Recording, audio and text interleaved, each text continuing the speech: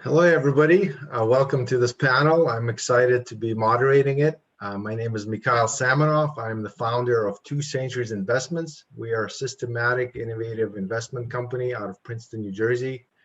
I like to say that what we try to do is deliver creativity-driven outperformance, looking for places where we can make something that's invisible and make it more visible in terms of source of value, source of alpha. So this panel is especially exciting for me to hear from our participants and discuss the questions that are on our agenda.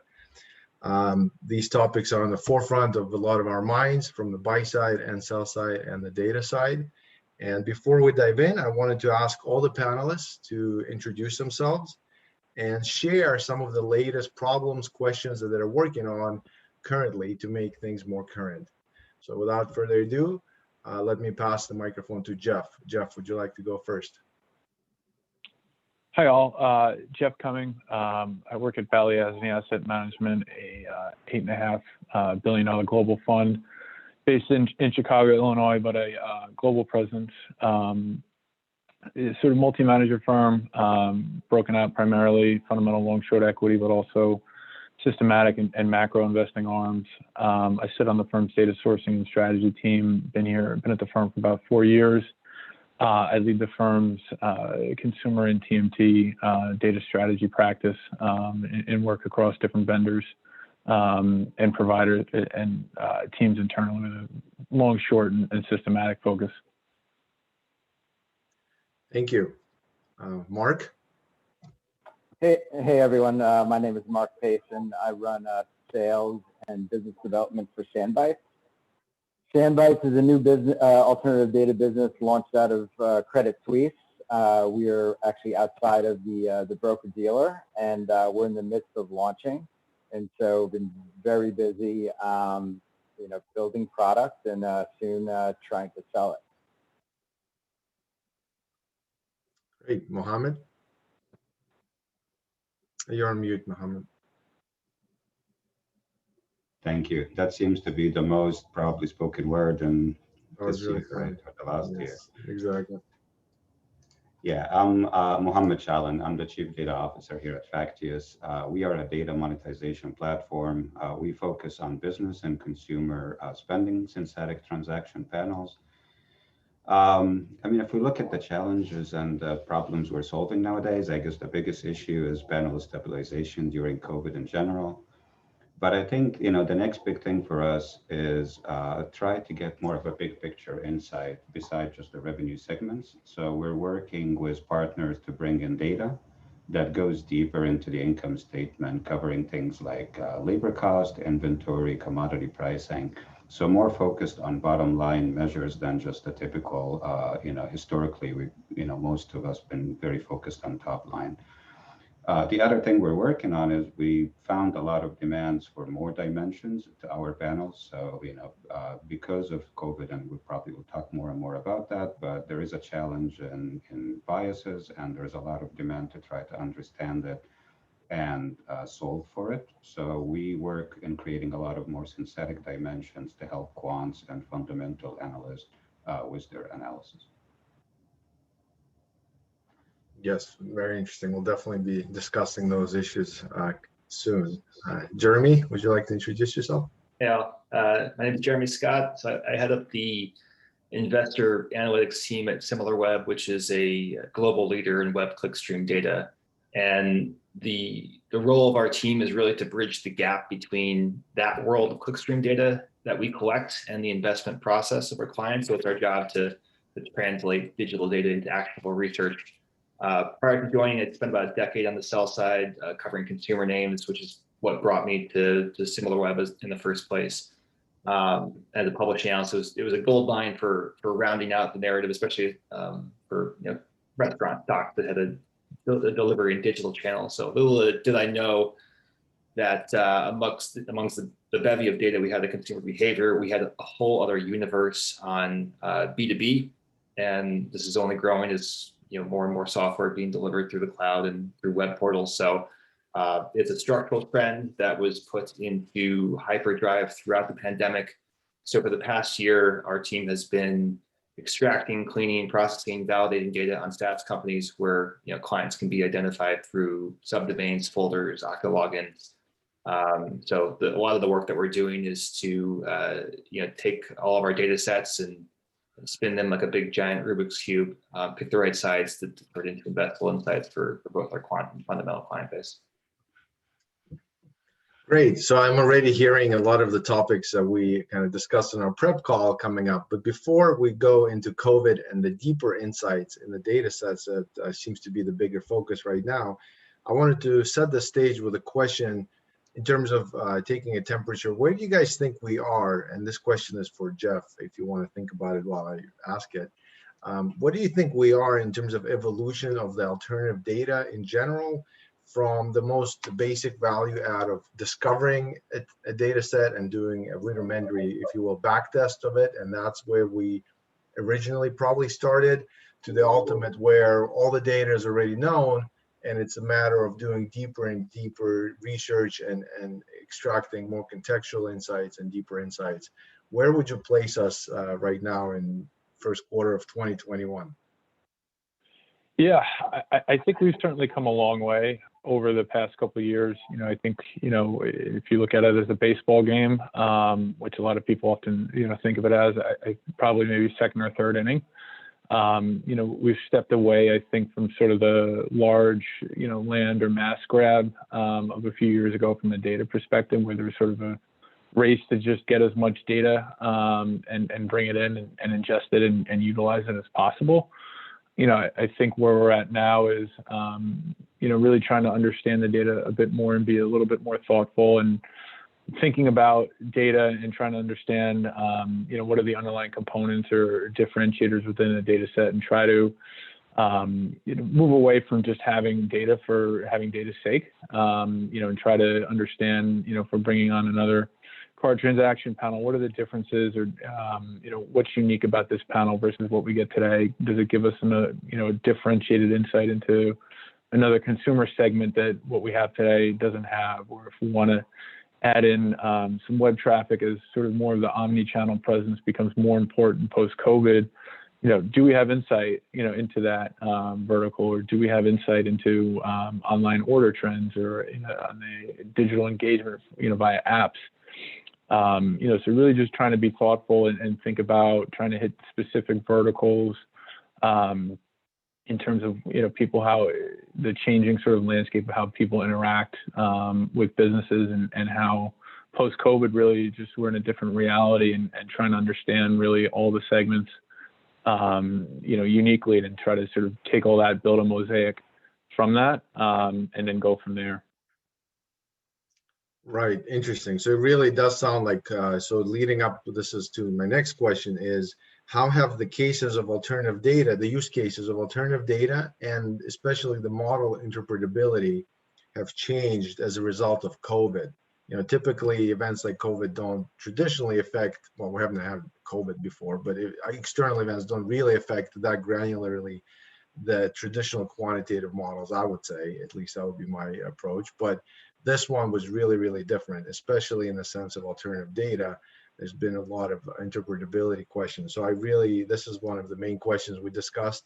I'm really looking forward to hearing some case studies and how you think about using data differently today. Mohammed, would you like to lead us on those answers, and everybody can dive in after that as well? Sure, absolutely, yeah. So I think big picture, it's really two main issues, right? You can't look at things like revenue as a whole anymore. So we find a lot more demand for going deeper into segments, especially for businesses where the revenues are coming from different sources, like, consumer or different geography, or, consumer plus business. So there is definitely more demand for going more and more granular into data set that can track those segments individually rather than as a whole, just because the relationship of the segments are, not following the normal means in the past. Another way to look at it is, even if you take a specific segment and you use, let's say, an example of transactional data, you used to be comfortable with one data set, and you used to be able to track the KPIs in a reasonable way with it. But the asymmetrical impact from COVID across geography and age groups and income level at almost every single dimension caused a lot of instability in the capture rate for those segments, and hence the overall efficacy of how the panel can track a specific measure. So we're seeing a couple of things. One, need for more and more dimensions in order to stitch together panels, and different ways of getting the big picture of consumer behavior, not just from one panel with its inherent bias, but basically acquiring multiple panels, moving away from the old technique of just ensembling signals, and very selectively choose segments of those panels to represent the full, let's say, US consumer behavior, not just the cohorts you were comfortable with. Okay, that's a wide range of issues to be keeping in mind right now. Jeremy, would you like to take a stab at that same question? How has COVID changed the way that alternative data should be interpreted, looked at, and modeled? Yeah, I mean, there's a couple of different things there. I mean, first of all, you mean to say that transactions have rapidly shifted online is a pretty obvious statement. I think the MasterCard CEO said 3/4 of all apparel purchases were conducted online last month. I think the real question is how post-pandemic, what is structurally changed? I think from my experience covering consumer stocks, one thing I know that once a consumer has tested and validated a more convenient way to conduct a transaction without quality loss, they really don't go backwards. So we will buy more furniture and more home goods online. We will work out more at home. We're going to order more delivery, have more conferences and meetings on Zoom. And look, we've all just undergone 1 year free trial on how to be significantly more productive and efficient without gaining substantially more time in the day. So the use cases are completely different. We are a completely different consumer, and the index of consumption has shifted more dramatically more online, as has our interactions with brands. And so we can look at the micro level. We need to look at transactions or look at engagement at a very emotional level. Where is the excitement, urgency, frustration, cautiousness on the consumer side? How much time did a customer examine Peloton bike pricing before making the purchase, prior to COVID and after COVID?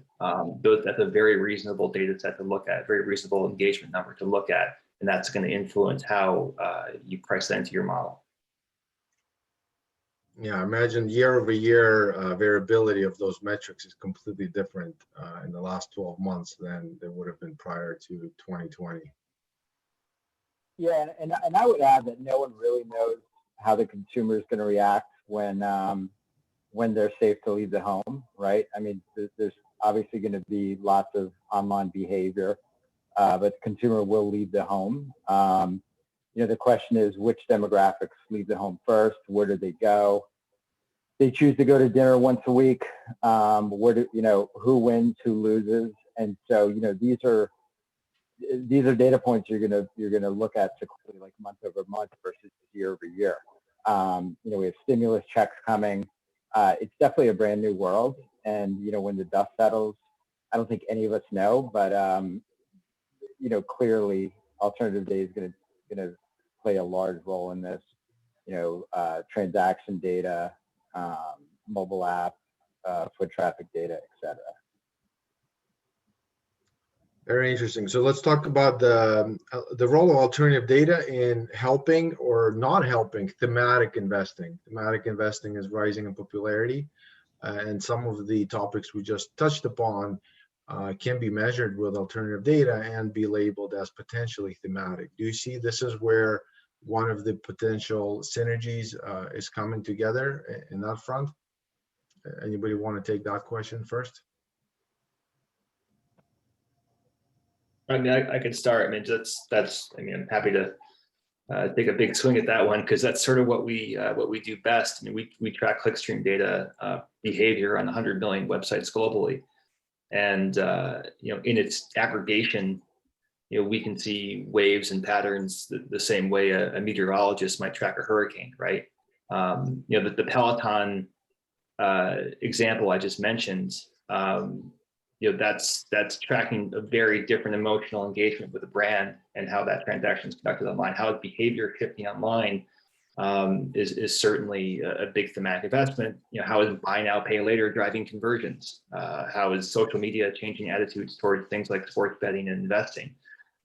These are all concepts that can be examined and tracked ad nauseum, doing deeper and deeper dives into some of the web behavioral data. And I would encourage everybody to go past the transaction, go past like the bold insight on an Excel spreadsheet, and look deeper and deeper into intent. That's really where the start, in my opinion, the start of thematic investment is really with the intent of the customer. So yeah, we can certainly enhance it, certainly enable it. Yeah, I would add to that as well. I think data, really, things were moving so quickly in April, May, June, July, time period, and just seeing some of these thematic shifts and just the way people interacted, people transacted, or the platforms that they were using it, for business like Zoom. And without data, looking at some of these things or understanding engagement, you would have missed, really the first thematic shift, so to speak, that, COVID brought along. And I think really the big question, as Mark posited earlier, is, what happens now post, COVID as we start to emerge out of it?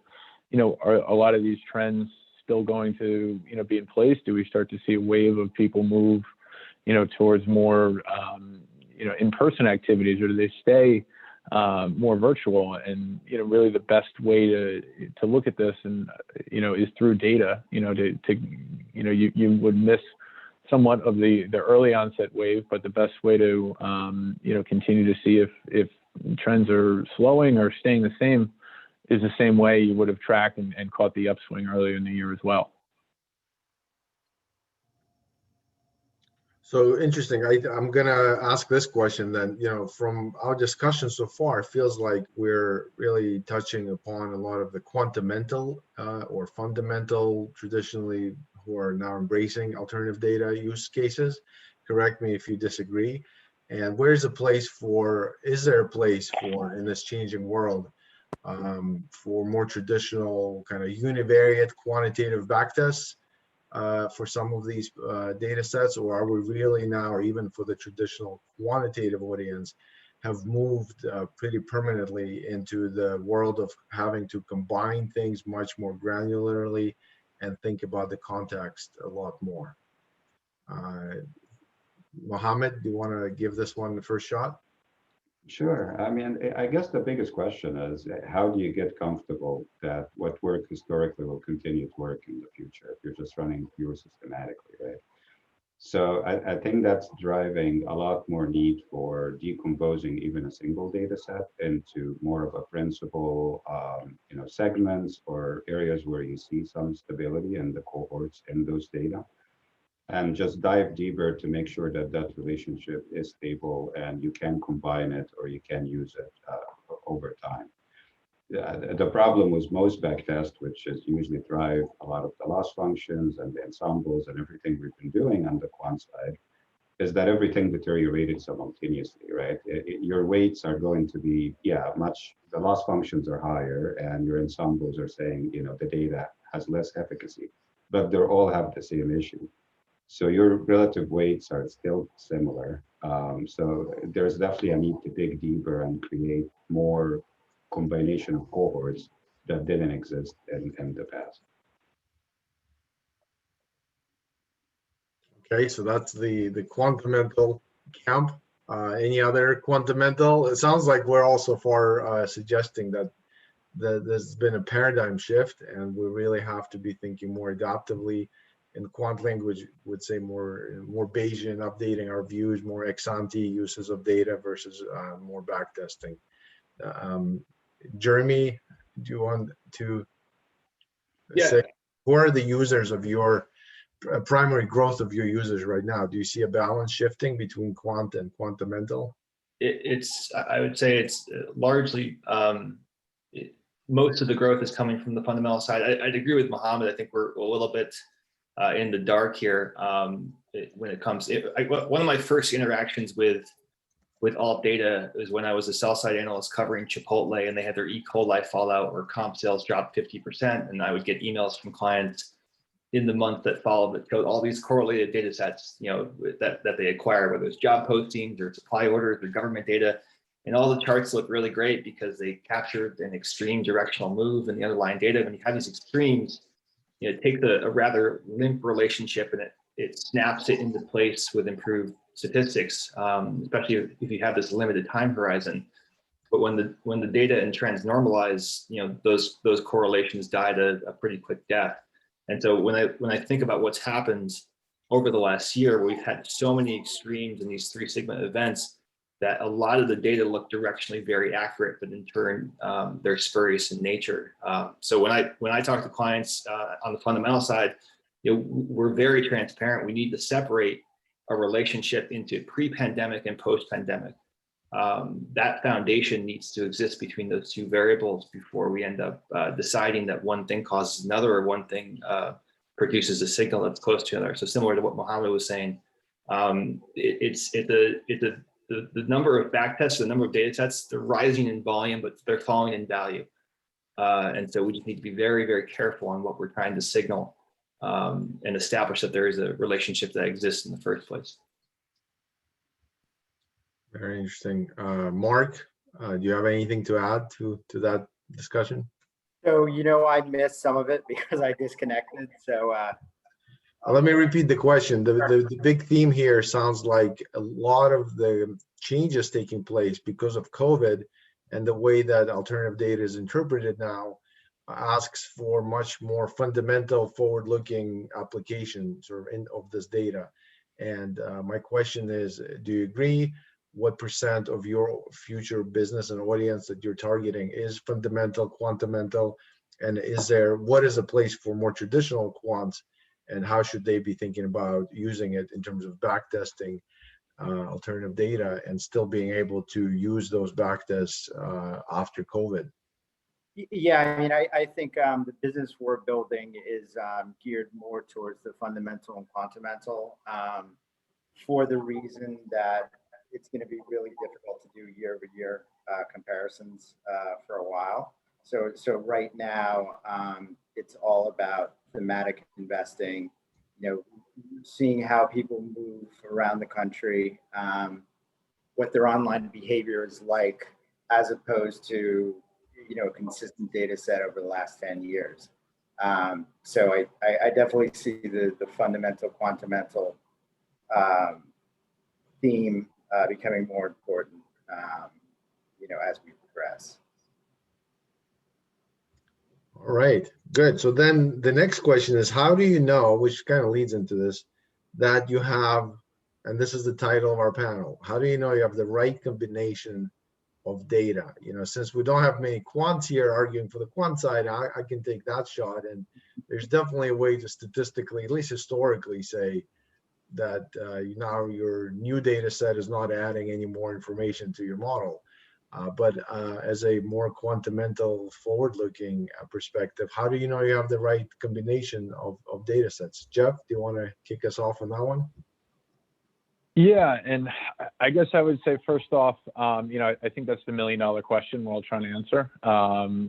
We wouldn't be on this panel if we had it. We'd probably be on a beach someplace, hopefully, but I think it's, kind of the question, we're always trying to answer. And, I think it's easy to figure out when you probably have too many, but it's harder to figure out, once you have one or two, how much, what's the incremental add? And not to sound like a broken record from what I said earlier, but it's really trying to understand and look at them from a systematic risk perspective of just understanding, the underlying panels and thinking about what types of consumers you're tracking. And, I think if you look at the data set and try to understand, where it's coming from, the types of users in it, and try to think about it from that perspective, hey, if I have a similar data set leveraged to, the same 2 or 3 specific users, that's probably too much for that, for that specific, sort of signal or what I might be looking for. How can I differentiate or add in other data sets that are sort of probably underexposed or underweighted to the same consumers or the same sort of panelists that you might have. But I think the concept of 1 + 1 = 11, especially at scale, is really hard to hit. I think, there might be times if we wanted to really break it down to an individual, ticker or group of tickers or specific sectors, you could certainly probably add more value, by combining 2 or 3 or potentially 4 different data sets. But I think that's hard to do, broadly across, a particular coverage or industry. So I think it really depends on, the types of data that you're trying to look at, the companies that you're trying to cover, and understand, really how those businesses derive their revenue, and try to hit on specific verticals within that and not be overexposed or underexposed even, to one specific input within that, sort of framework. I mean, I would just add, it really gets down to the quality of the data source.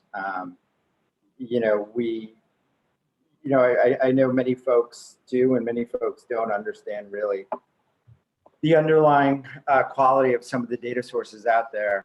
Whether you hear large panel numbers that are constantly churning or highly biased, understanding what those biases, how that data is collected, whether it's credit card data, business receipts data,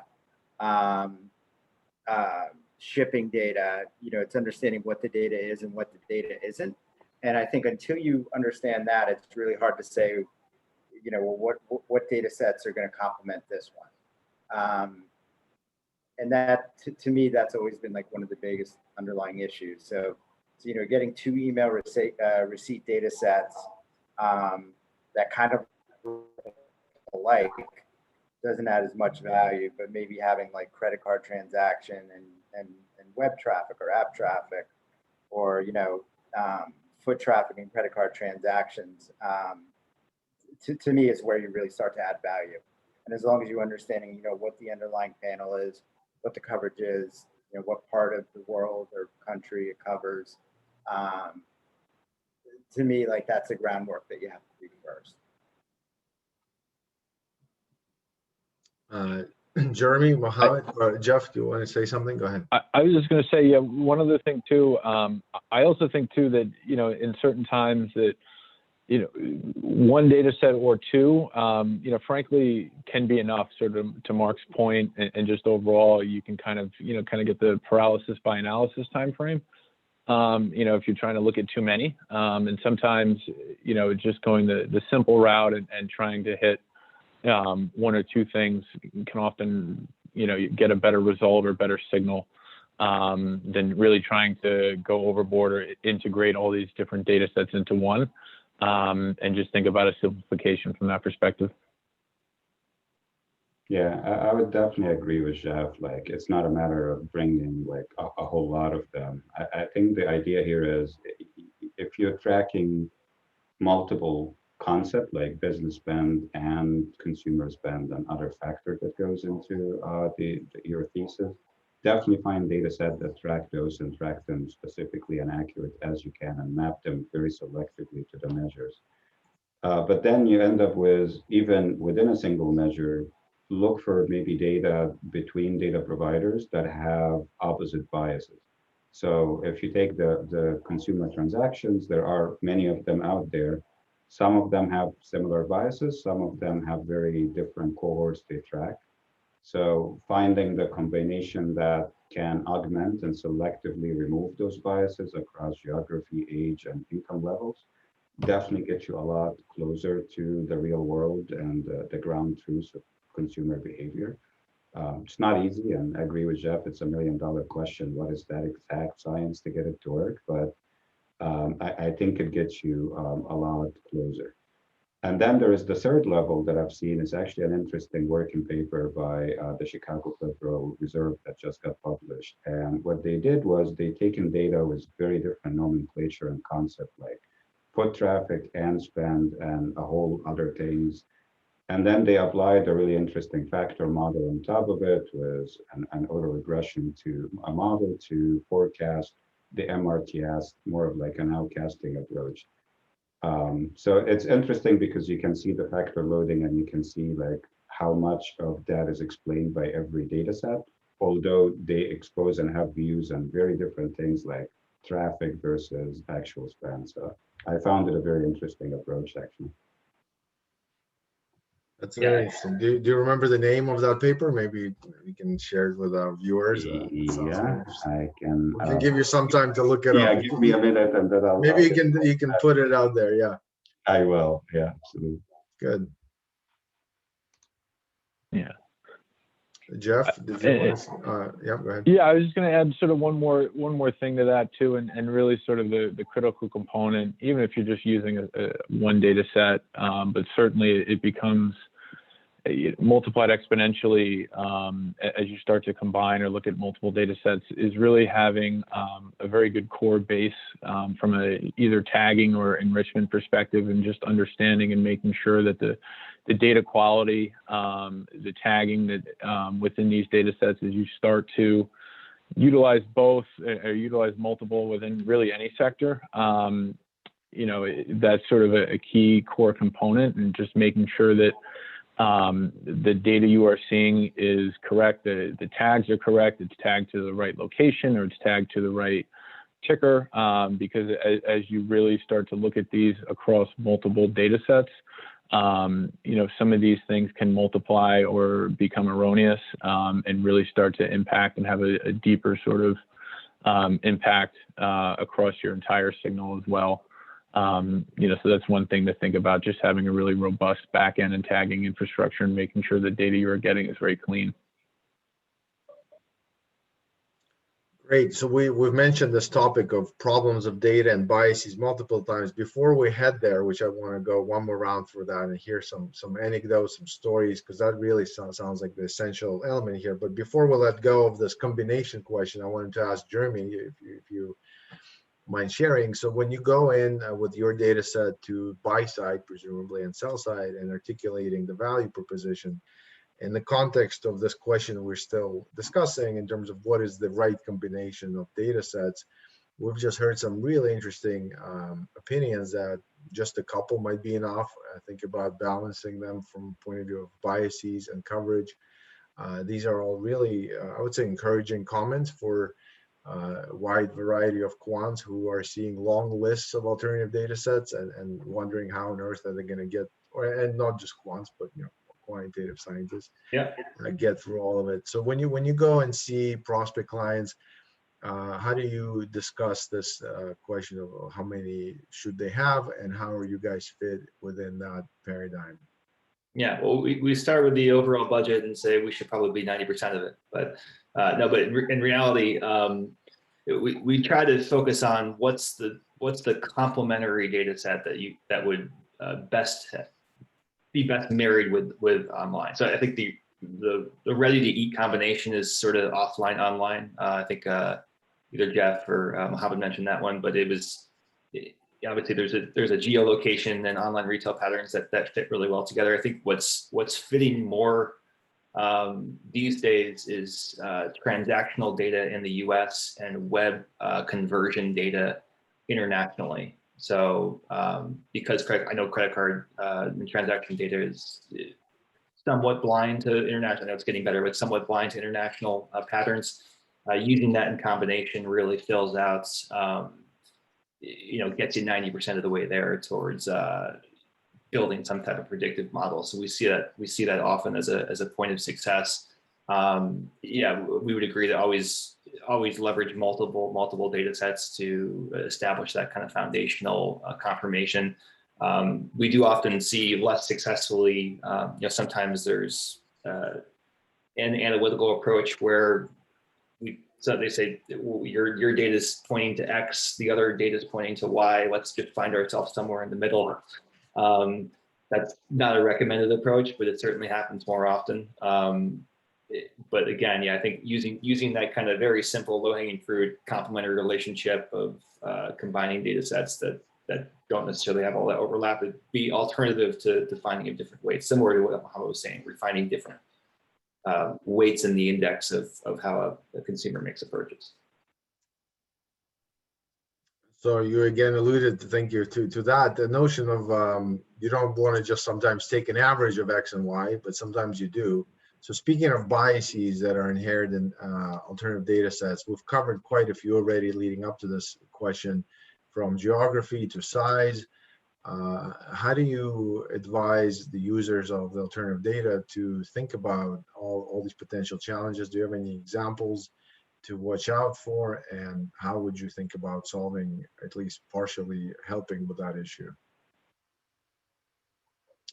Anybody wants to dive in first on that one? Mohammed, I'm going to point to you because you mentioned this, you mentioned it first in your introduction remarks. So think about all the biases. I mean, it's potentially that's more of a question to somebody who's integrating different models together, right? But we did talk about a lot about this. The world has changed, and what insights are we going to be extracting now that are different? But the mirror side of that, you might be extracting an insight that's not really there. So how do we think about that? So I would say one really important thing we found out that, coming up with a general bias that says, hey, this data is over-indexed, and let's say, Chicago, Texas under-indexed in California used to work. What used to be like just a generalization. And when things are stable, for the most part, it works. I think now the stability of those biases are becoming more and more important than the biases themselves. So you have to go a little deeper of looking over time, maybe quarter to quarter, how every one of those buckets compared to a ground truth measure, usually consensus, our census or statistics that you can acquire, how does it actually relate to ground truth? That's really the hardest part because overall, statistics about, general age and demographics. When you try to map it down to geography level, that becomes more and more difficult. So you just have to, get some level of approximations you're comfortable with. But we found the biggest driver for whether you have to be de-biased or not is the stability of all those dimensions. The other thing is just driving all of us to think about creating, more synthetic dimension. We work with data partners who wouldn't give you like an income class, dimension or online, offline even. So we're using some other data set to train and model those and then apply it. So across the board of every data set we have consistent dimensions that can be used to measure those biases. Mark, would you like to chip in? How do you think about putting it all together? Yeah. Absolutely. So, the product we're coming out with is it's a panel of about 50 million plus US consumers, equally distributed. And we have the demographic data as well. And so we see their foot traffic and their digital engagement, and working with this data versus some other data that I've worked with in the past, it's refreshing just to present to users what's observed versus what's extrapolated. I see a lot of that in alternative data today where, you get to some sort of an extrapolated number and it's almost impossible to audit. And when it's right, it's great. When it's not right, it's really difficult to troubleshoot. So I think, the best thing a data provider can do is, give you the data as is with as many dimensions as possible. So the client can figure out, what the biases are without doing a lot of detective work. And so, the challenge always is, what's in this data, what isn't, how consistent is the user base. I think exposing as much as possible to the client and then letting the client fill in the gaps, I think is actually more important than even getting, your revenue prediction or some other KPI correct. Yes, definitely a consistent theme throughout this panel that backtests are losing their, one of my questions was, do you think backtests are rising, static, or dropping in their value in terms of articulating the effectiveness of a certain data set? So far, I think we're all concurring here that much more proactive thinking, more disclosure about the data, the biases, and using it more quantimentally seems to be the way going forward from this panel. Yeah, and I think, Mohammed touched on ground truth.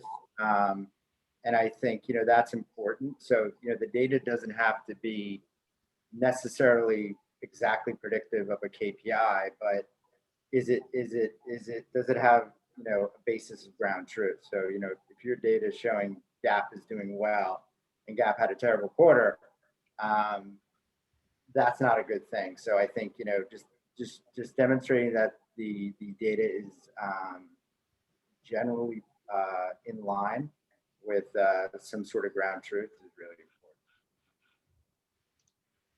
So it's interesting you mentioned 50 million. Mark, I'll stay with you for one more question. The 50 million households and consumers, are we heading to the world eventually or sooner than later, where we pretty much have every piece of data that we need to have in terms of every person spending their exact, monthly budget and what they spend it on and how they spend the day, where they go, what they do?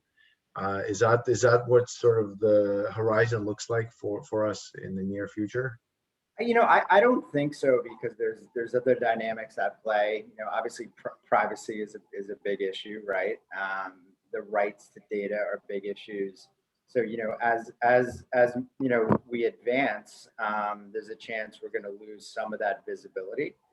So I don't think we're heading for that world today. If anything, there may be a little bit of a pullback, particularly in consumer. I think there will be, some firms, we all try to do it right in the best way and cover our bases. And I just think there'll be fewer options, but I don't think everything will be exposed for everyone. And I'm very interested to questions from the audience. I want to encourage you all to type in your questions and we'll answer them. And I'm going to pass the mic to Jeremy. Yeah, so I mean, I agree. I think that's. I think as an industry, we've rapidly sprinted to the base of the mountain, and there's a lot of climbers that are able to make it to the base of the mountain. But the structural trends are that the large tech companies are increasingly privatizing customer data. That's not slowing down; that's speeding up. So if you're drinking from a public well, or you're overly reliant on third-party data, the rate at which those channels are going to darken and dim will likely increase, and as a result, the signals will weaken or exhibit more variance. I think the other structural trend, going back to the ground truth of the learning set, I mean, more corporates are using alt data for decision making, and that's thanks to data-driven products like Snowflake or Tableau being integrated into FP&A and Corp Dev. And why that's important is because if corporates are leveraging the same data as investors, that means investors are getting a window seat into the conference room as those decisions are being made. And then secondly, the corporate users have a vested interest in improving the accuracy of the benchmark upon which they're basing their decisions. So what happens is they begin to send their data directly to aggregators. Direct measurement, first-party data will flow towards the strongest vendors. And that, of course, has a flywheel effect because that vendor becomes the gold standard in their respective industry, whether it's media or travel or e-commerce. And then they will accumulate a better learning set. So I think the quality of the learning sets among the strongest vendors will improve. And as Mark said, there will be some pullback for kind of the fringe operators that are not exactly adhering to some of the privacy standards that we all do at the top. Yeah, it's an interesting combination of how much of that alpha is coming from the data set itself and what the data is able to do versus the analytics that as investors we have to put on top of that. Jeff, do you have any comments about some of these directions that we just discussed in terms of the volume of data and the comprehensiveness of the coverage, and do you track any of those changes and think about where it's all heading from the availability of data? Yeah, no, I kind of agree with both Jeremy and Mark. I think there's definitely probably some room for a pullback. I think as you see with IDFA and iOS 14, especially impacting the advertising industry, that just shifts the way people look at and utilize data. I think, we'll start to see some of the legacy providers or legacy means that we've utilized so far to capture data. We might see some changes to those. I think the main change, won't be less visibility. I think it's going to shift more to transparent visibility, and getting, really explicit opt-in and consumer sharing provisions, and really just having a much more cleaner way of accessing data, and something that's a bit more upfront, and really getting explicit permissions. But I don't necessarily see it shifting or changing. It's just really more of how we get it and the methods that we utilize data, and how it's brought to us changing. Mohammed, do you have any comments about that? No, I think it got pretty much covered. Great. Let's see if we can encourage our audience one more time to ask any questions. Mohammed, thank you for sharing your paper with the audience. I'm going to type it into the chat box after. The paper is called Tracking U.S. Consumers in Real Time with a New Weekly Index of Retail Trade. It's a pretty short title by 4 authors. So we can all take a look at that. Sounds very interesting. Wanted to kind of take another pause and see if any of the panelists have any questions to each other, any other comments that you want to make about where you see the world heading with the use of alternative data for investing. We've discussed a very nice broad range of topics, all of which are materially impacting how we think about the data. Is there any other comments or questions you have towards each other, or that you wanted to bring up? I think I'm all set. Thanks, everyone. Great. All right. Well, we can end at this point. Thank you very much for attending and listening to us. And thank you, panelists, for sharing your great insights, very complimentary and diverse set of experiences. And I look forward to seeing you all out there. And to the audience, please feel free to follow the participants on their social media platforms, etc. Thank you very much. And yeah, if you have a TikTok, right? TikTok, LinkedIn, Twitter. All right. Thanks, Mikhail. Thanks, everyone. Thank you, everybody. Thank you. Right.